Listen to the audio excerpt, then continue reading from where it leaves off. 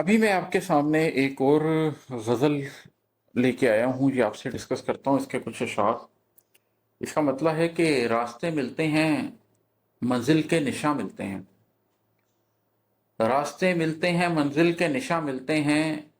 एक मकसद से जुड़े लोग कहाँ मिलते हैं। इसका बैकग्राउंड बेसिकली ये है कि आज से जब 14-15 साल पहले मुझे ज़िंदगी में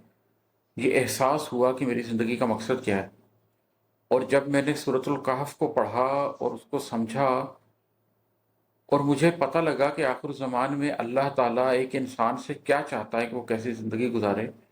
और फिर मैं उस रास्ते पे चला कि पहले मैं अपनी ज़िंदगी को वैसा करूँ, फिर मैं अपने ख़ानदान की, अपनी रैयत की ज़िंदगी को वैसा करूँ,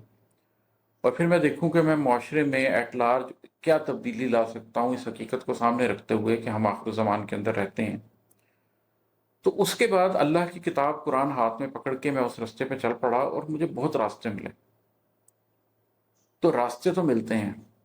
आखिर ज़मान में कदम उठाने के लिए एक एक कदम क्या उठाना चाहिए, एक एक रास्ता क्या चुनना चाहिए, अल्लाह आपको गाइड करता है। मंजिल के निशान भी मिलते हैं, जिनको आप संगे मील बोलते हैं, वो भी मिलते हैं, और आपको ये एहसास होता रहता है कि मैंने जो रास्ता पकड़ा है वो ठीक है, इसलिए कि जब संगे मील आते जा रहे हैं जिनको आना था, तो यकीनन मैं मंजिल की तरफ ही जा रहा हूँ। लेकिन जिस एक चीज़ की कमी रही वो क्या थी कि एक मकसद से जुड़े लोग कहाँ मिलते हैं। पिछले 13-14 बरस में हज़ारों लोगों से ये बात करके, सैकड़ों लोगों को बातफ़सील समझा के, दर्जनों लोगों को अपने साथ इस रास्ते पे जुड़ता हुआ देख के, लेकिन फिर इस रास्ते की मुश्किलात या अपने नफ्स के वार ना बर्दाश्त करता हुआ देखकर जो एक कैफियत पैदा हुई है, वो ये शेर उसकी गमाज़ी करता है कि रास्ते मिलते हैं,